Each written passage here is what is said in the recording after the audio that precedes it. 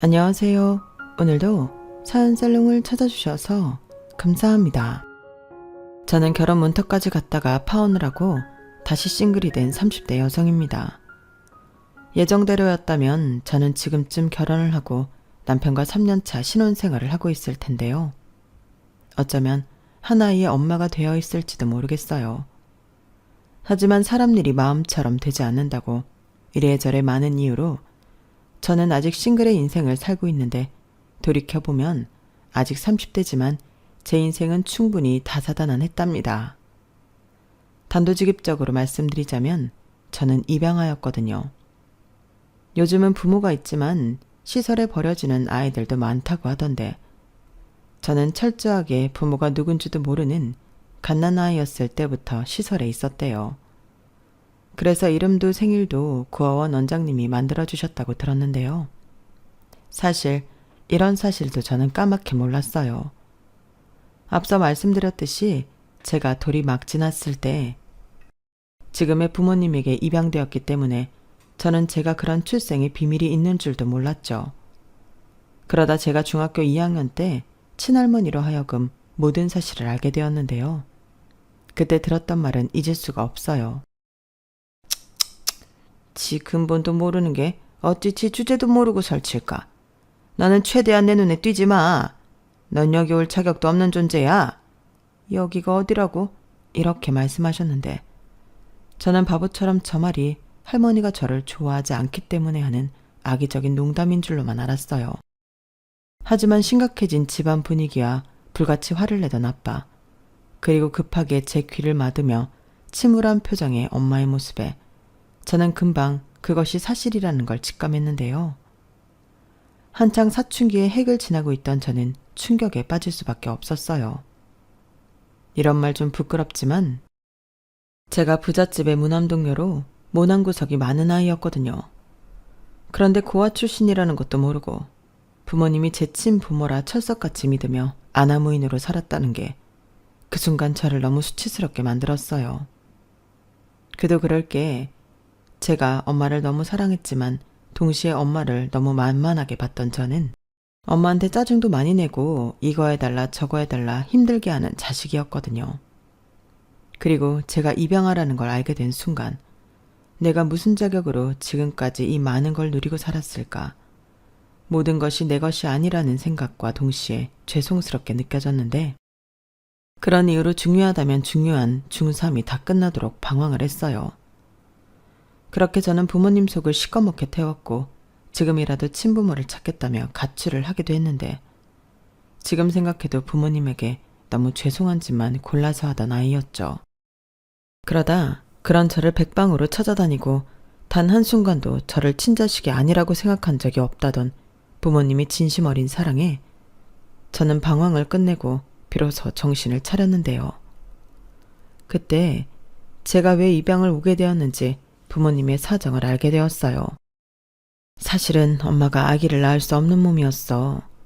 그래서 할머니가 엄마 같은 며느리 안 된다고 아빠랑 헤어지라고 했는데 그래서 엄마도 진짜 헤어지려고 했었지. 근데 아빠가 어떻게 그럴 수 있냐고 엄마를 붙잡았고 그 뒤부터 할머니랑 사이가 별로 안 좋았는데 선영이도 알다시피 할머니가 아빠를 엄청 위하잖아. 하나밖에 없는 아들이라 더 그래. 오죽하면 고모들도 서운할 만도 한데 이젠 다 그러려니 하잖아. 그런 아빠가 할머니 말도 안 듣고 아이를 원했던 엄마를 위해 입양까지 했으니 그걸 내내 마음속에 담아두고 계셨나 봐. 선영이 기억할지 모르겠는데 할머니랑 다시 연락하고 왕래하기 시작한 게 선영이가 학교에 간 이후였거든. 기억나. 그래서 나는 외갓집만 있는 줄 알았는데 갑자기 할머니 집에 가자고 해서 깜짝 놀랐어. 그래, 그때 할머니가 아빠가 너무 보고 싶다고 다 받아들이겠다고 했었거든. 근데 그게 시간이 지나면서 할머니 마음처럼 안 됐나 봐. 손녀로 인정하지 못하시더라도 굳이 네 앞에서 그러실 필요는 없었는데. 참, 그 양반도 안 변하네. 우리 딸 많이 놀랐지? 근데 엄마랑 아빠는 단 한순간도 우리 딸이 남의 딸이라고 생각한 적 없었어. 그래서 평생 알릴 생각도 없었는데 이렇게 알게 해서 미안해. 아니야. 나야말로 고맙지. 난 그런 줄도 모르고 엄마한테 함부로 하고 나 좋은 것만 했잖아. 근데 엄마는 그런 내가 안 미웠어? 난 엄마 친딸도 아니잖아. 무슨 소리야. 방금 말했잖아. 엄마는 그런 생각 한 번도 한 적 없어. 엄마는 그저 우리 딸이 엄마 곁에 있어서 너무 좋기만 했는걸? 그래서 가장 좋은 것만 해주고 싶었고 가능하면 세상의 모든 힘든 일로부터 지켜주고 싶었는데 그걸 잘 못했네. 아니라니까. 나야말로 복이 넘치는 애였네. 그런 것도 모르고. 엄마 속상하게 해서 미안해. 그리고 고마워. 나 이쁘게 키워줘서. 내가 앞으로 진짜 잘할게. 아빠한테도 엄청 잘할 거야. 그래서 엄마 아빠한테 평생 효도하는 딸이 될 거야. 두고 봐. 그래, 말만 들어도 너무 좋다. 근데 선영아, 무리는 하지 마. 원래 부모 자식 간은 굳이 열심히 하지 않아도 되는 거거든. 엄마 말 무슨 뜻인지 알지? 우리 달라지는 거 하나도 없어. 아빠도 마찬가지고. 우리 앞으로도 셋이서 행복하게 잘 살자. 엄마는 다 큰 저를 품에 꼭 안아주며 목이 메었지만 겨우겨우 말을 끝냈어요. 그리고 저는 그 순간부터 결심했는데 엄마는 앞으로 달라지는 건 없다고 했지만 저는 달라지기로 마음먹었죠. 다시 공부를 열심히 하기로 마음먹었거든요. 사실 그동안은 제가 머리가 나쁘다고 생각해서 열심히 할 생각을 하지 않았는데 지금 당장 엄마 아빠를 기쁘게 할 수 있는 일이 그때 당시는 공부밖에 없는 것 같았어요. 그래서 실업계학교에 진학했음에도 대학 준비를 하기 시작했는데요. 3년을 착실하게 공부를 하니 거짓말처럼 서울 안에 꽤 이름 있는 4년제 대학에 입학할 수 있었어요. 그리고 저희 부모님은 이게 꿈이냐며 크게 기뻐하셨는데요. 제가 대학에 입학하는 날 찍은 사진만 봐도 두 분이 얼마나 신나셨는지 고스란히 느껴질 정도였어요. 그리고 철이 닫은 저는 제가 입양하였던 뭐든 상관없이 부모님의 딸로서 사랑받으며 살았죠. 비록 친할머니와는 여전히 사이가 나빠 다시 척을 지고 지내게 되었지만 저희 아빠는 상관없다고 하셨어요. 그런데 저희 아빠가 하던 사업이 할아버지한테 물려받은 사업이었고 그 탓에 완전히 자유로울 수는 없었는데요. 욕심 많은 고모들 때문에도 골치가 아팠죠.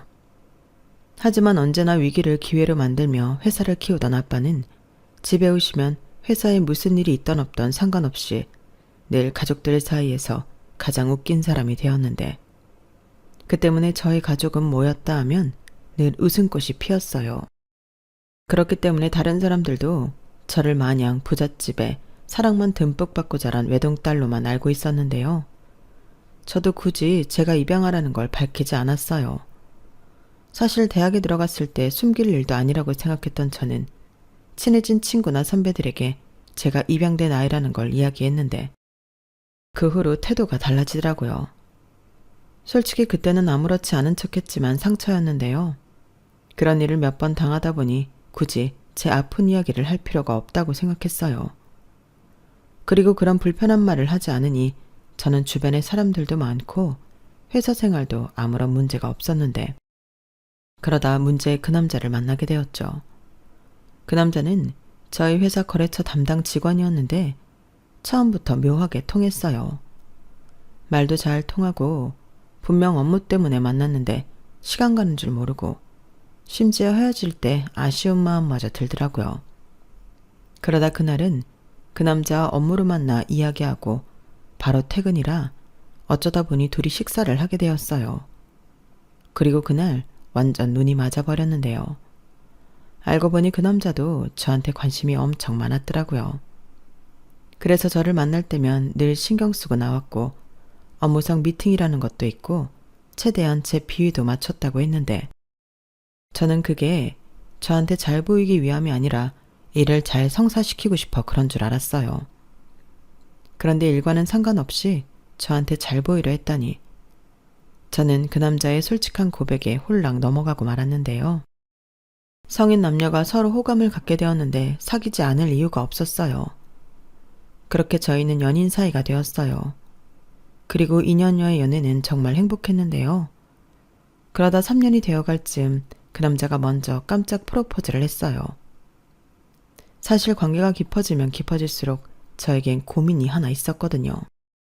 아무래도 제 출생의 비밀을 이 남자한테는 말해야 할 것 같았는데 그러다 이 남자 역시 저한테 상처만 주고 훌쩍 떠나버릴까 겁이 났어요. 다른 사람들은 몰라도 사랑하는 사람이 제 출생의 비밀로 상처를 받는다면 그건 좀 많이 힘들 것 같았거든요.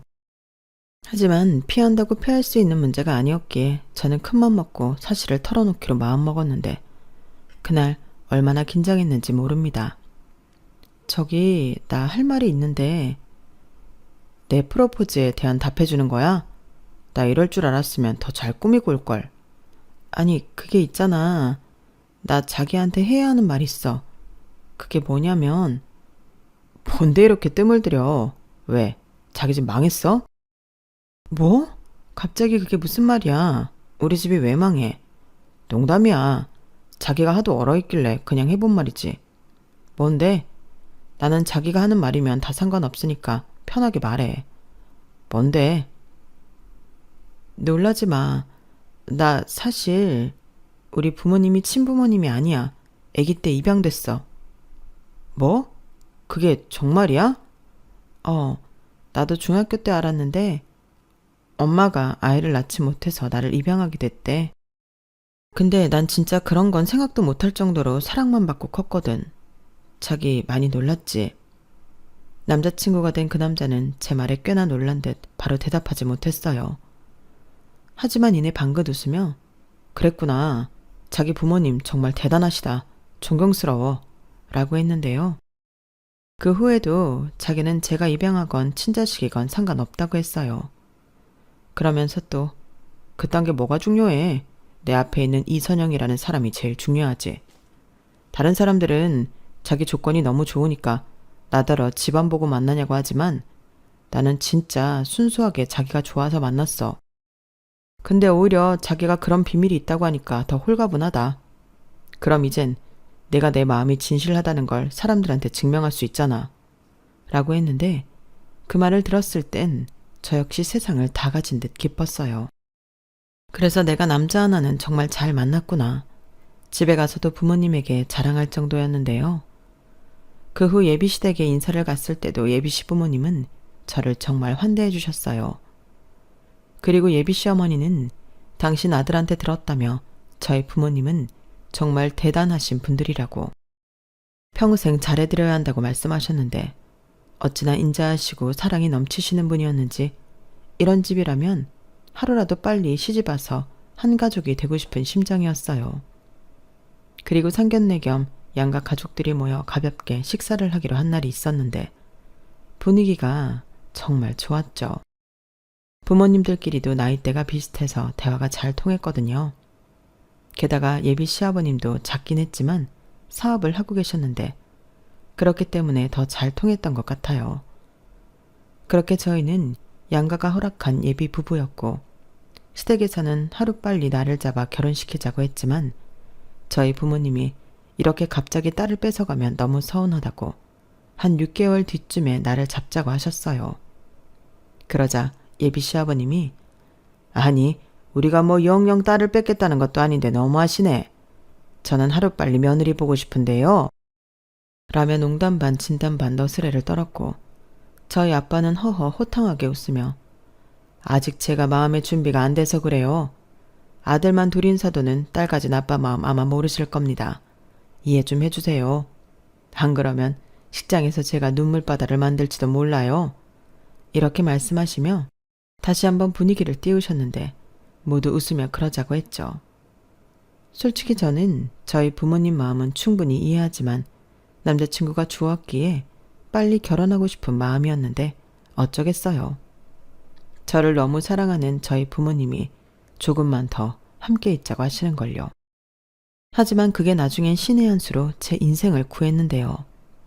그렇게 저희는 조금씩 결혼 준비를 하며 마지막 연애라고 생각하고 그 기간을 즐겼어요. 여행도 다니고 둘이 같이 운동도 하며 결혼 후 같이 하면 좋을 취미도 만들려 했는데 이 모든 게 결혼을 준비하는 과정이라고 생각하니 너무 재밌더라고요. 그리고 그때는 남자친구와 사이가 더욱 애틋해져서 헤어질 때마다 그런 곤욕이 없었는데 그렇기 때문에 저는 결혼해도 행복할 거라고 믿어 의심치 않았죠. 주변에서도 둘이는 너무 죽이 잘 맞아서 재미있게 잘 살 거라고 했거든요. 하지만 이 모든 건 사실 가짜였는데 저희 집 배경과는 무관하게 저만 사랑할 거라고 생각했던 그 남자는 제가 만난 사람 중에 최악의 인간이었어요. 그걸 알게 된 배경에는 저희 아빠의 사업이 힘들어지면서부터였는데 저희 아빠 말로는 사업이라는 게 늘 위험의 요소를 안고 하는 거라고 하셨지만 그때는 무언가 확실하게 달랐어요. 아빠가 집에 못 들어오는 날도 많았고 아빠를 찾는 전화가 집에까지 왔었는데 저도 엄마도 이런 적이 없었기에 이번에는 무언가 다르다고 체감하고 있었어요. 게다가 그 시점이 제가 결혼을 앞두고 있었기에 엄마도 잔뜩 신경을 곤두세우고 계셨는데 저는 신경도 쓰지 말라고 했어요. 엄마, 내 결혼은 내가 알아서 할 거니까 엄마는 아빠만 신경 써도 돼. 우리는 우리 힘으로 결혼식 할 거야.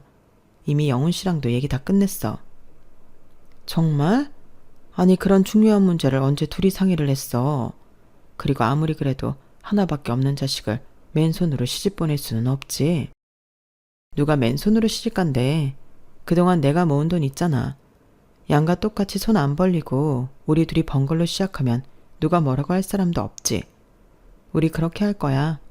그러니까 엄마는 괜히 나 시집 보내야 하는데 아빠 힘들어졌다고 바가지 긁지 말라고.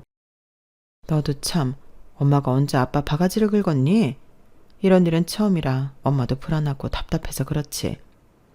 알아. 사실 그건 나도 마찬가지야. 아빠가 너무 힘들 것 같아. 이거 다 고모들이랑 할머니 때문이지? 뭐? 누가 그래? 아니야. 됐거든. 나도 다 알거든. 아빠가 나한테 사업 물려줄까봐 할머니가 나선 거잖아. 지난번에 아빠가 통화하는 소리 들었어. 할머니도 참 별 걱정을 다 해. 누가 물려봤는데? 그걸 언제 들었어. 하여간. 그래도 너는 나서지 마. 할머니 그러는 거 하루 이틀도 아니고 아빠가 알아서 할 거야. 니네 아빠 능력 있는 사람이니까. 맞아. 우리 아빠 다들 금수저라고 날로 부자 됐다고 하지만 할아버지 사업 이만큼 성장시킨 건 순전히 우리 아빠 능력이지.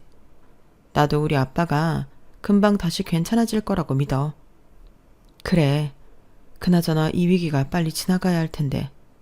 네 아빠 건강이라도 해칠까 엄마는 그게 제일 무섭다. 아참, 권서방 네 아빠 일 알고 있니? 아니, 뭐 좋은 일이라고 알려. 그냥 얘기 안 했어. 그래 잘했다. 괜히 신경 쓰게 하지 마. 권서방 알면 권서방네 집도 다 할 텐데. 저희 엄마는 아직 결혼식을 올리기 전이었지만 이미 남자친구를 당신의 사위라고 생각하고 계셨어요. 그래서 어느 순간부터 제 남자친구를 자연스럽게 권서방이라고 불렀는데요. 처음에 그 호칭을 들었을 때 저는 깜짝 놀랐지만 남자친구는 입이 찢어져라 좋아했어요. 그리고 저는 불필요하다 생각해서 말을 하지 않았지만 남자친구는 저희 아빠 사업이 힘들어지고 있다는 걸 이미 알고 있었는데 그때는 몰랐지만 예비 시아버님이 저희 아빠 사업에 숟가락을 얹고 있었다 하더라고요.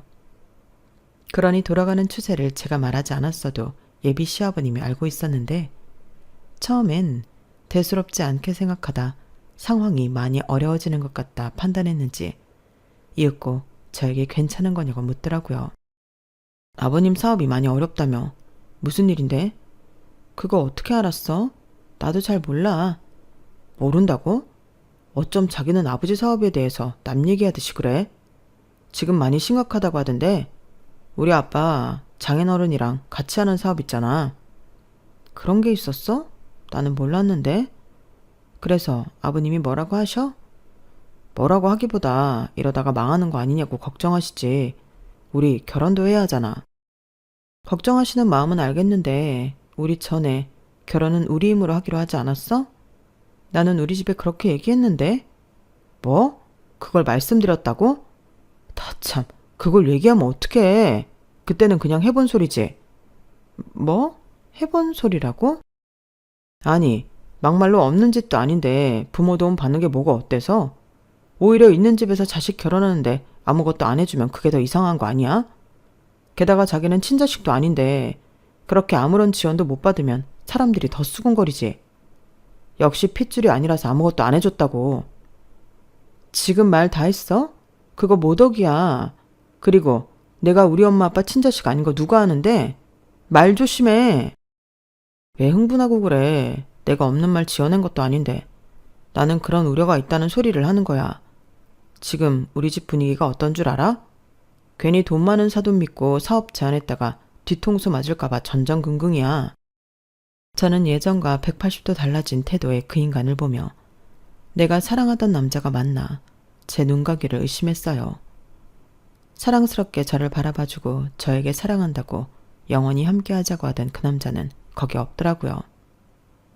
그렇게 당황한 저는 황급히 자리에서 일어나려 했는데 그 사람은 저를 막무가내로 붙잡으며 자기랑 결혼하고 싶으면 무슨 일 때문에 사업이 이 꼴이 됐는지 알아오라고 했어요. 그래서 저는 알고 싶으면 네가 알아보라고 그놈의 손을 뿌리치고 그 자리를 나왔는데요. 집에 돌아오는 내내 심장이 얼마나 뛰었는지 집에 오자마자 엄마를 보고 눈물이 터지고 말았어요. 그러자 엄마는 무슨 일이냐고 걱정하셨고 저는 엄마가 속상해할까 거짓말을 하며 그 상황을 넘겼죠. 하지만 내심 속으로 이런 상황에 달라진 남자친구의 태도에 저는 결혼은 다시 한번 생각해보는 게 좋지 않을까 판단했는데요. 이런 제 마음을 알았는지 남자친구는 자기가 지나쳤다며 잘못했다 빌었어요. 제가 전화를 받지 않자 문자와 음성 메시지로 자기도 너무 걱정이 되고 결혼 준비로 예민해져 있어서 말이 헛나갔다며 앞으로는 조심하겠다고 하더라고요. 하지만 말이라는 게 그렇게 쉽게 주워 담을 수는 없잖아요. 저는 한동안 남자친구의 연락도 피하며 앞으로 어떻게 하면 좋을지 혼자 고민의 시간을 갖기로 했어요. 그러는 사이 저희 아빠는 최후의 수단으로 갖고 있던 땅과 건물을 처분해 회사를 지키기 위해 고군분투하셨는데요. 안타깝게도 그런 노력에도 불구하고 저희 아빠 사업은 정말 많이 어려워졌어요. 불과 몇 개월 사이 그 바닥에서는 망했다는 말이 나올 정도로 힘들어졌는데 아빠가 며칠 사이 살이 쪽 빠지셨죠. 그리고 다 죽어가는 얼굴로 집도 팔아야 할 것 같다며 이사를 가야 한다 하셨는데 엄마는 괜찮다고 벌써 그럴 수도 있다는 생각에 외가의 얘기에 작은 빌라 월세를 알아보고 있었다고 하시더라고요. 그 말을 듣는데 그 심정이 얼마나 힘들었을까 제가 너무 미안했는데요. 엄마는 오히려 무슨 소리야. 당연히 아빠가 힘들면 엄마라도 술을 내야지. 나 이래봬도 사업하는 남자 와이프로 30년 가까이 산 여자야. 라며 씩씩한 모습을 보이셨어요. 그러자 아빠 우리들 몰래 눈물을 훔치셨는데 이런 게 부부구나 그런 생각이 들더군요. 힘들어도 기꺼이 그 고생을 함께하고 괜찮다고 말할 수 있는 게 너무 멋있어 보였어요. 그리고 이런 분들이면 정말 사업이 망했다 하더라도 금방 재기하실 수 있다고 믿어 의심치 않았는데 며칠 뒤 예비 시어머니에게서 만나자고 연락을 하셨어요. 결혼에 관해 할 말이 있다며 저더러 집에 올 필요도 없고 당신이 제가 근무하는 회사 앞으로 오시겠다고 했는데요. 그때 촉이 딱 오더군요. 우선 그 목소리부터도 전에는 듣지 못한 찬바람이 쌩쌩 불었거든요. 그리고 저희 집 사업이 더 힘들어졌다는 걸 그 집안이 모를 리가 없다고 생각했는데 역시나는 역시나였어요. 아버지 사업이 많이 힘들다고? 가진 거 다 팔고 집도 판다는 소리 들었다. 네, 그렇게 됐어요. 너는 참 우리 아들 말처럼 태평하구나. 뭐 믿는 구석이라도 있니? 아니면 친부모가 아니라서 그런가? 어머니, 말씀 좀 가려서 하세요. 친부모가 아니라뇨. 맞잖아. 다 아는 걸 이제 와서 왜 그러니? 우리도 너희 집 때문에 피해가 이만저만이 아니다. 물론 니네 집처럼 쪽박을 찰 수준은 아니지만 아니 무슨 구멍가게도 아니고 몇 달 사이에 회사가 망해? 사실은 다 거품이었던 거 아니니? 그래서 하시고 싶은 말씀이 뭐예요? 저희 집이 어려워져서 이젠 제가 싫다는 말씀 하시러 오셨나요? 호모? 얘는 사람을 뭘로 보고? 나 그런 후진 사람 아니다. 근데 내가 내내 마음에 걸리는 게 있어서 그래. 너 친부모는 누군지 아니? 네? 갑자기 그게 무슨 말씀이세요? 아니, 누가 그러는데 유전병이라는 게 있다고 하더라고. 너는 안 걸렸어도 한 달을 건너서 걸리는 유전병도 있다고 하고. 그걸 알려면 아무래도 네 친부모에 대해 내가 좀 알아야 할 것 같아서. 저도 몰라요. 평생 만난 적도 없고 만날 생각도 없어요. 그래? 보통 고아들은 자기 낳아준 부모를 궁금해한다고 하던데 어째 너는 참 별난 것 같다. 양부모 사업 미망하든 관심도 없어. 자기 낳아준 친부모는 궁금하지도 않아. 어머니! 목소리 낮춰. 내가 너보다 한참 어른인데 이게 무슨 하극상이니? 그리고 네가 이렇게 나오니 나도 더는 할 말이 없다. 그냥 쉽게 얘기할게. 이 결혼 없던 걸로 하자. 나는 그런 불안을 안고 너를 가족으로 받아들일 수 없단 말이지. 이미 우리 아들도 니네 아버지 사업 내리막이라고 마음 접은 것 같은데 피차 더 피해 커지기 전에 우리 이만 관계 청산하자. 나중에 고소장 쓰고 재판 가고 그럴 수도 있는데 서로 껄끄럽잖니? 결국엔 하고 싶었던 말씀은 그거였네요. 친부모 유전병 어쩌고 다 핑계잖아요. 그리고 저 역시 결혼하고 싶은 마음 없어요. 하나를 보면 열어라는데 엄마가 이렇게 몰상식한데 그 아들은 오죽하겠어요? 안 그래도 저도 결혼 엎을 생각이었어요. 제가 먼저 말했는데 그건 아들한테 못 들었나 보네요. 꼴에 자존심에 말을 못했나? 뭐야? 이런 근본도 모르는 것이 어디 어른 앞에서 그 하찮은 입을 놀려? 너는 네 주제 파악을 좀 할 필요가 있어. 아무리 양부모가 부자면 뭐하니? 그 잘난 집도 망해버렸고 호박에 줄 긋는다고 수박되는 거 아니지? 나는 그냥 부모가 버린 고아야. 지 처지도 모르고 어디서 설쳐? 아무튼 서로 같은 생각이니 더 말할 것도 없겠네. 그럼 나는 이만 일어나마. 행여 우리 아들한테 연락해서 매달릴 생각이랑은 하지도 말고 각자 알아서 잘 살자꾸나. 참 기가 막혔어요. 이제 와서 갑자기 친부모한테 유전병이 있는지 걱정이 된다니 말도 안 되는 소리라고 생각했죠. 결국엔 저희 아빠 사업이 힘들어져 자기 아들을 결혼시키고 싶지 않다는 건데 눈 가리고 아웅한다고 자기가 아니라고 하면 그게 감춰지겠어요? 그리고 그 부모의 그 자식이라고. 남자친구는 그 뒤로 그 어떤 연락도 없었는데요. 저한테 잘못했다고 하던 사람은 제가 아무리 전화를 걸어도 받지 않았어요. 그 아줌마 말대로 매달릴 생각은 없었지만 욕이라도 한 바가지 하고 끝을 내야 두고두고 한이 되지 않을 것 같아 전화를 걸었거든요. 하지만 차단을 한 건지 일부러 피하는 건지 그 인간하고는 연락이 닿지 않았는데 회사 부서도 옮겼는지 제 눈에 띄지 않더라고요. 솔직히 오히려 좋았어요. 그 점은 오히려 제가 더 고맙더라고요. 그리고 저는 결혼자금으로 쓰려고 했던 돈을 아빠한테 드렸는데요. 아빠는 깜짝 놀라셨어요. 제가 드린 돈이 2억 가까이 됐거든요. 아니, 네가 이런 큰 돈이 어디서 났어? 이렇게 물으셨는데 제가 회사 들어가 우연히 친해진 선배의 도움으로 주식을 하게 되었어요.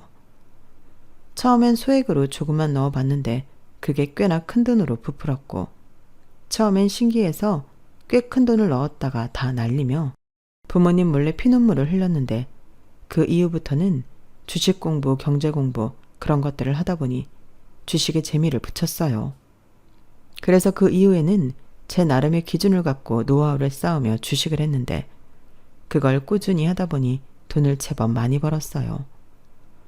물론 은행 상품으로 저금을 한 돈도 일부 있었고요.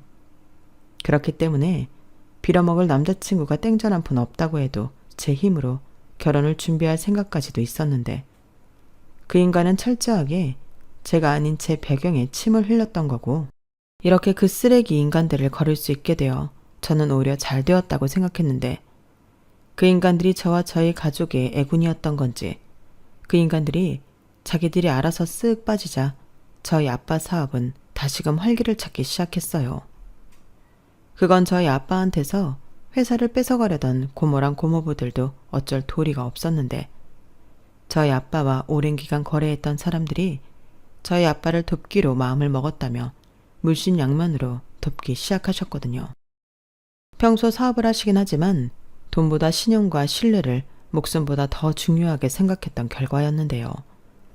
거짓말처럼 아빠의 사업은 빠른 시간 회복세로 돌아섰어요. 그 덕에 이사도 가지 않아도 되었고 아빠는 더욱 당찬 모습으로 회사를 살리셨는데 그러면서 제가 파혼하게 된 경위를 알게 되었죠. 결혼이 집안 내 집안의 문제이니만큼 저는 제가 모은 돈을 들이며 파혼하게 된 모든 이야기를 자세히 말씀드렸거든요. 그러자 저희 부모님은 전에 회사가 어려웠을 때보다 더 많이 표정이 좋지 않았는데요.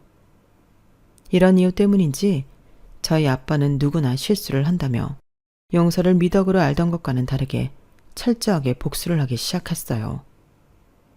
예비 시아버지였던 그 남자의 집안에도 큰 어려움을 선물하기로 하신 거죠.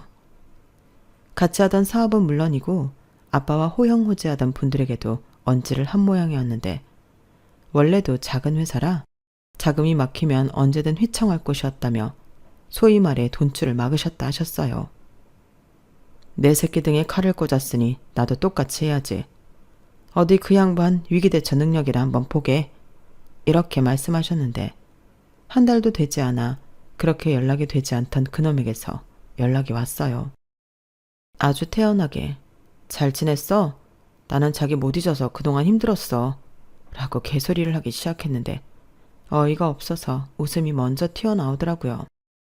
나는 잘 지냈지. 왜? 우리 집 망해서 못 지낼 줄 알았는데 실망했어? 무슨 소리야. 아빠한테 들었어. 회사 다시 잘 풀렸다며? 역시 우리 장인어른 대단하시다. 웃기고 있네. 누가 장인어른이야? 우리 관계 청산하지 않았나? 무슨 소리야. 나는 그런 적 없어.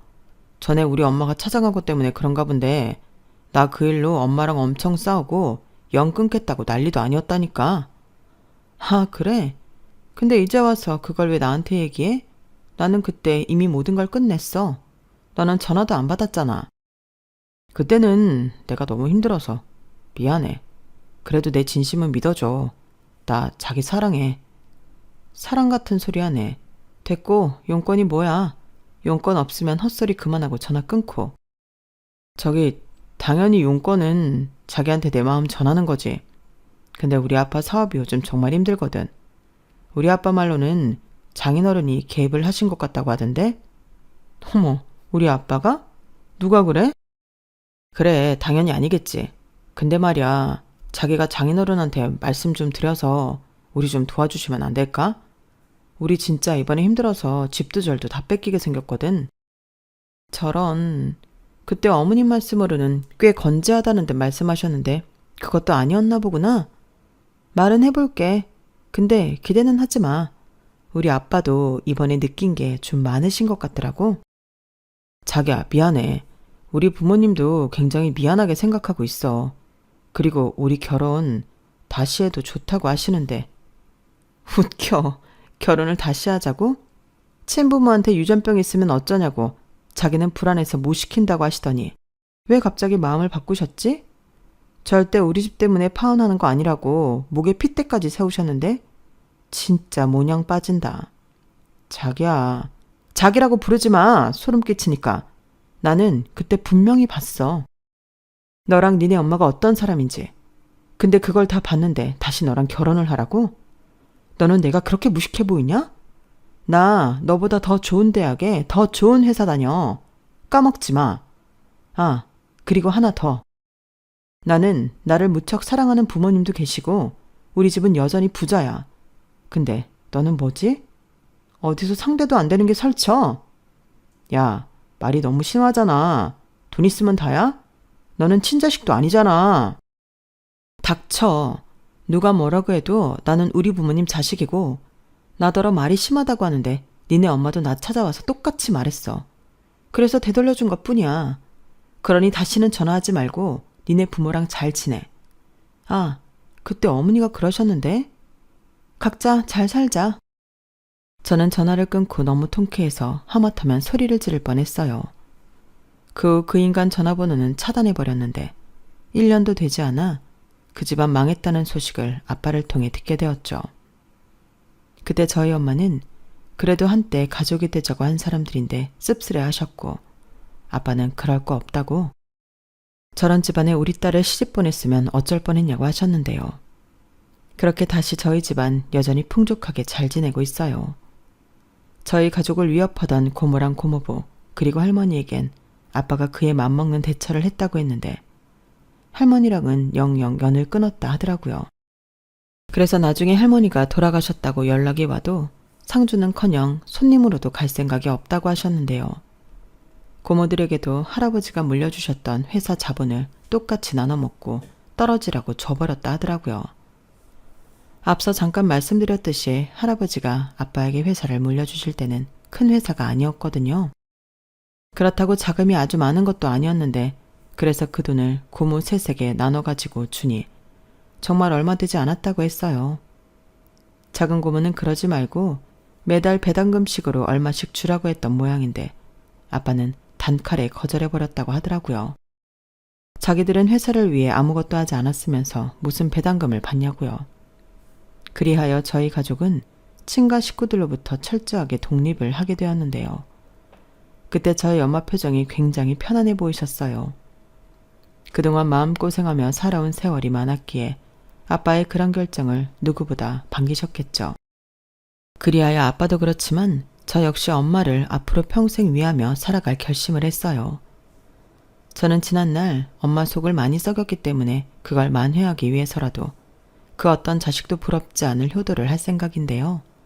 아빠한테도 마찬가지예요. 그 어떤 아들도 부럽지 않을 든든한 자식이 되려고요. 너무 어려 몰랐지만 제 인생을 180도 바꿔준 제 인생에 둘도 없을 귀인이시잖아요. 그리고 저를 단 한순간도 남의 자식이라 생각하지 않으셨던 것처럼 저 역시 제 인생의 부모님은 두 분이라고 생각하고 평생토록 감사한 마음 담아 두 분과 함께하고 싶어요. 이미 너무 많은 걸 받았고 누리고 있는 저지만 앞으로는 제가 두 분에게 많은 걸 드리고 누리게 해드리고 싶거든요. 그리고 끝으로 작은 소망이 있다면 시간이 많이 걸려도 좋으니 제 인생에도 제 배경이 아닌 저라는 사람을 순수하게 생각해줄 동반자를 만나고 싶은 바람이 있는데요. 사이가 너무 좋은 부모님이 돼서 자라 더 그런 것 같아요. 기쁜 일도 힘든 일도 슬픈 일도 어려운 일도 함께 할 수 있는 동반자를 만난다는 건 너무나도 멋진 일인 것 같거든요. 그러기 위해 저는 앞으로 사람 보는 눈을 더 키우고 더 멋진 사람이 되고자 노력하겠습니다. 그 전까지는 일단 우리 부모님과 더 멋진 추억을 많이 만들고 싶네요. 이상 제 사연은 여기까지예요. 아직 세상을 오래 살진 않았지만 제 인생이 참 다이나믹하죠. 세상은 공평하다고 했는데 앞으로의 제 인생은 평탄하고 행복하길 바라봅니다. 지금까지 제 사연 끝까지 들어주셔서 감사해요. 늘 건강하시고 행복하시길 바라며 저는 이만 물러가겠습니다. 오늘 하루도 좋은 일만 가득하시길 바라며 안녕히 계세요. 여러분, 사연 댓글에 응원과 현명한 조언 부탁드려요. 좋아요와 구독은 저에게 큰 힘이 됩니다. 오늘도 좋은 일 가득하세요.